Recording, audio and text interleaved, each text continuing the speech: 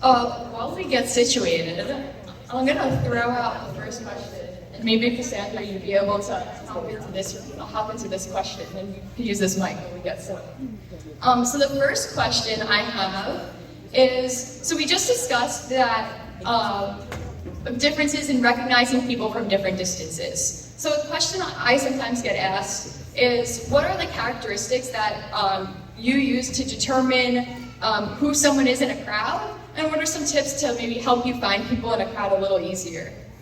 So, yeah, we can do that. So to find someone in a crowd, like, what are some things that you use as their main indicators to know who someone is? Usually, if it's somebody I know and I know I'm going to meet them, I find out what they're wearing, because usually I can see their clothes, or like my husband wears a hat, and so I know what hat he's going to have on, and that's how I find my husband.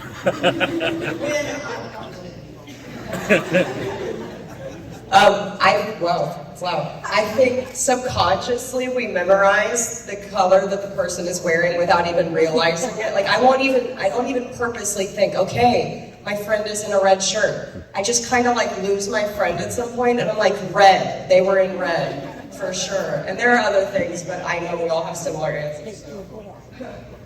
So crowds are probably one of the hardest situations for me personally. The lighting, change, etc. I also memorize the clothes, especially if it's somebody I know well. But you can come up with other strategies. I used to work as a journalist, and we had to do a lot of like fancy dinners and functions where you were supposed to network in the crowd.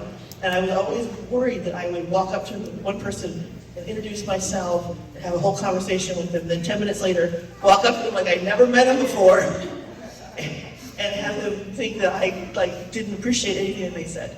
So the way it worked out was, I was an editor, everybody wants to talk to the editor so they can get free coverage in the magazine. They want to get featured in an article.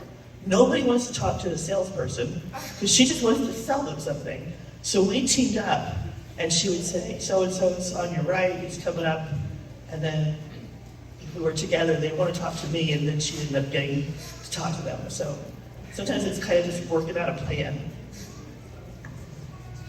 I've recently realized that body type and hair are really important for me. Knowing whether someone is very tall or not very tall, I think I kind of generally know what to look for if I'm looking for someone specific. I also recently learned, as I was at a conference with some of my coworkers, I am much better at identifying bald people in a crowd because their heads, they are shiny and I can find them. So shave your head if you want us to see you.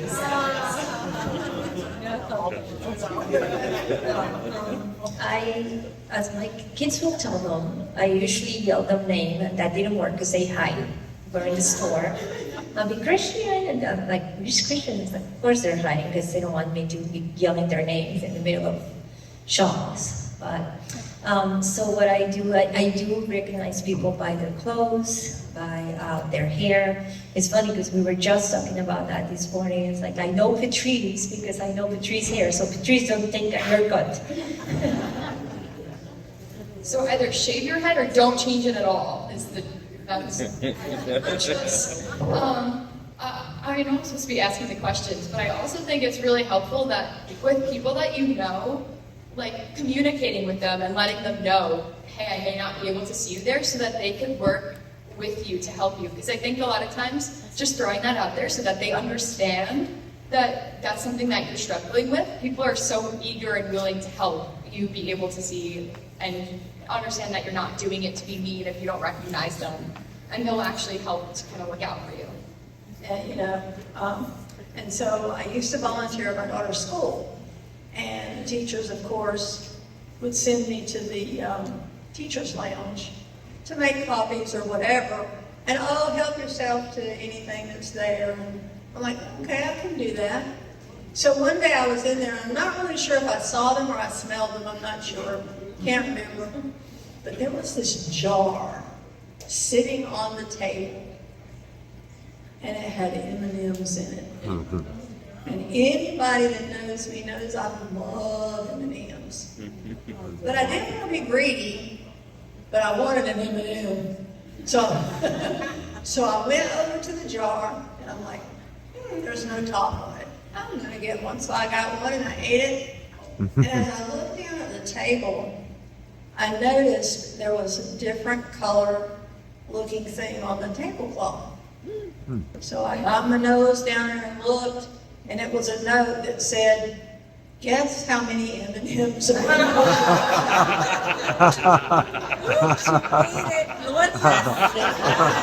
So because I'm a funny person, and I said, I got a pen and I wrote -1. That's so good. There are so many of these stories. One time, when I was younger, I was at the zoo with a boyfriend I was dating at the time, and we were like walking and like somehow got separated for a second. And I went up and just grabbed this guy's hand that I thought was him. And then I realized it was not, and it was incredibly awkward. And this happens to all of us. We get in the wrong car. It's that kind of thing all the time. So I'm going to tell a story on Karen. So Karen and I were at the American Thoracic Society meeting one time. And when you go to those meetings, you get a lot of like talks, and there'll be like food sometimes in the back of the room. So buffets are terrible. Like anything that's food laid out, it's the worst. So we're looking at the food. You don't want to stick your nose down there like you're smelling it, and that's gross. So Karen says to me, well, what are those red things? Now, I assume somehow that I see better than she does. And so I go, oh, I think they're strawberries. So Karen eats one, and it's a pepper.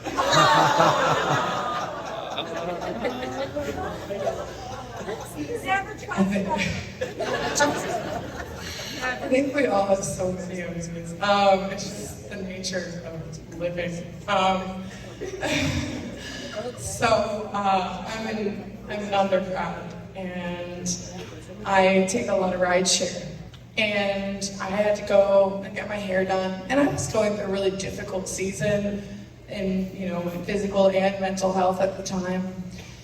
And I got an Uber, and I'm like, I work at guide dog normally, so like, I'm a guide dog. We get in the car, and I just have so much on my mind.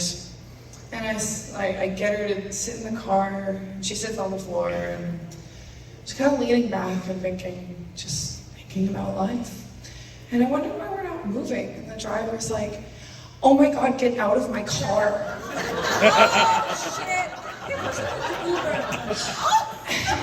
I'm not your Uber.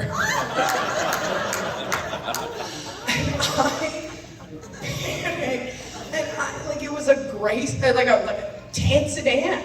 I got a tan sedan, it was right there. What are the odds that there are multiple tan sedans? And I get out, and campus police is like, ma'am, are you okay? Like, I think they were worried that I was like maybe under some influence. And I'm like, no, I'm just blind, it's fine. Like, do you need help finding your car? So they were very nice. And the lady didn't press charges, so that's great.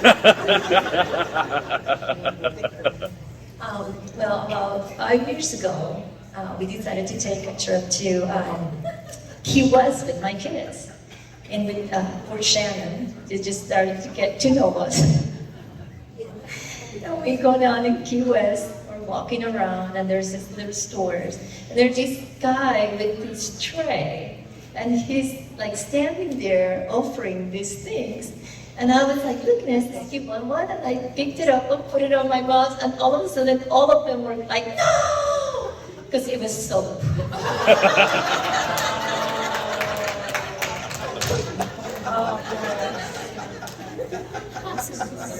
Well, that's how Shannon knew that she wanted to be part of this family. Oh my. That's a good one.